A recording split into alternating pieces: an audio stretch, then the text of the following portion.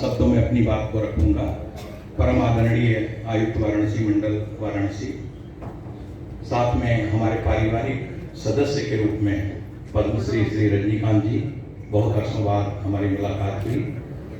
APEDA के वरिष्ठ अधिकारी, संयुक्त कृषि निदेशक हमारे मित्र डॉक्टर आशुतोष जी, वाराणसी मंडल वाराणसी, और प्लांट प्रोटेक्शन से आए हुए ऑफिसर्स, मंडी के ऑफिसर्स और एफपीओज के माननीय सदस्यगण, आप सभी का हार्दिक स्वागत और अभिनंदन करते हुए मैं अपनी बात को कहना चाहूँगा। देखें, प्राकृतिक खेती के लिए ही कहा गया है, प्राकृतिक खेती के बारे में हम लोग और डिटेल में सुनेंगे भी। हमारे 4 मुख्य चुनौतियां हैं, यदि ध्यान दें आप। जो किसान भाई हरित क्रांति के बाद जो औद्योगिक कृषि क्रांति जिसको हम कहते हैं, जिसमें उत्पादन बढ़ाने की बात थी, और उसके बाद जब हम उद्यमिता कृषि में अब प्रवेश कर रहे हैं, तो एक चुनौती बन रहा है बाजार और निर्यात, जिसके बारे में आज सुबह से ही ढेर सारे हमारे अनुभवी लोगों ने अपने अनुभव को साझा किया है। और उस चुनौती को कुछ हद तक हमारे किसान उत्पादक संगठन पूरा भी सफलता हासिल करते हुए नजर आ रहे हैं। एक बहुत अच्छी बात है, और वो ज़्यादातर पूर्वांचल क्षेत्र के हैं, खासतौर से वाराणसी मंडल वाराणसी के हैं। उनके लिए एक बार मैं चाहता हूँ जोरदार ताली सब लोग करें। जो दूसरी चुनौती हमारी है वो मृदा स्वास्थ्य की है, गिरता हुआ मिट्टी का स्वास्थ्य। हम लोग सुनते हैं 0.3% कार्बन हो गया, उसके क्या मतलब है उसको हम लोग विस्तृत जानेंगे, लेकिन मोटे तौर पे जान लीजिए मिट्टी का स्वास्थ्य गिर रहा है, उसके लिए क्या करना होगा। और तीसरी बात पानी की है, सिंचाई जल की बात है, सभी किसान भाई या एफपीओज के लोग अनुभव करते हैं। और चौथी बात जो काफी विस्तृत हमारे प्लांट प्रोटेक्शन ऑफिसर ने बताया, पौध रक्षा की बात। ये जो 4 चुनौतियां हैं, देखिए इन 4 चुनौतियों पर किस तरीके से हमारे कृषि वैज्ञानिक, सरकार, अधिकारीगण, एफपीओज काम कर रहे हैं, उसमें आप देखें तो जो बाजार और निर्यात की बात है, बहुत हद तक एपीडा ने उसको हल करने का एक बीड़ा उठाया है और हल करता हुआ नजर आ रहा है।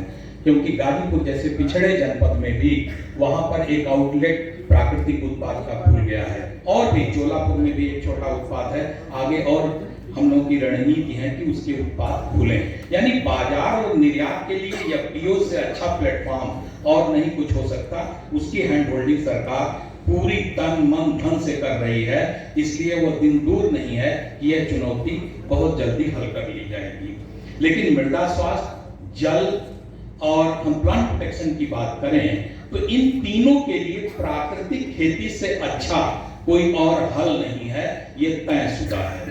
प्राकृतिक खेती में ही उन चीजों को सम्मिलित किया गया है।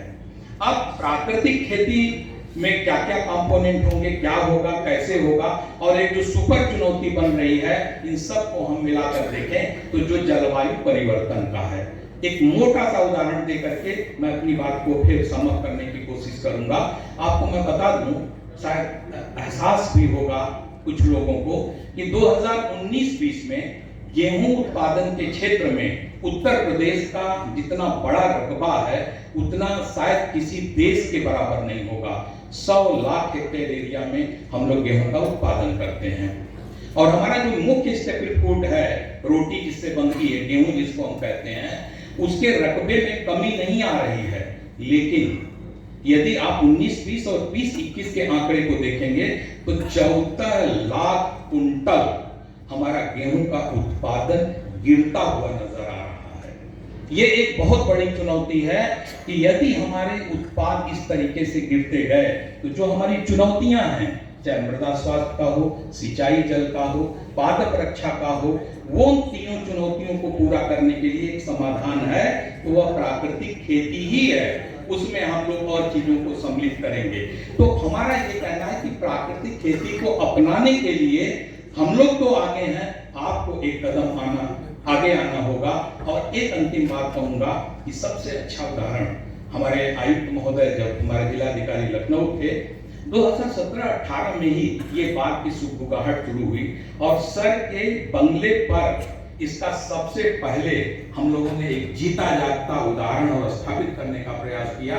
सर शुरू से ही प्राकृतिक खेती के इतने बड़े मतलब वो हमेशा जब ये मीटिंग होती थी तो कहते थे श्रीवास्तव कुछ प्राकृतिक खेती के बारे में सोचो। और सर के यहाँ गौ पालन हुआ, उससे जीवामृत, घन जीवामृत, 10 परणी, ब्रह्मास्त्र और नीमास्त्र तक का प्रयोग करके जो सब्जी उत्पादन का काम होता था सर के बंगले पर, वहीं से इसका श्री गणेश हुआ। और आज मैं सर के वाराणसी मंडल जो काशी की नगरी है, यहाँ से शंखनाद हो रहा है। मुझे उम्मीद है कि पूर्वांचल साहित्य प्रदेश का सबसे पहले अग्रणी जनपदों में से होगा, अग्रणी मंडलों में से होगा, जो हमारी प्राकृतिक खेती को सबसे ऊपर की तरफ ले जाएगा। आप सभी सुने, आप सबको बहुत बहुत धन्यवाद।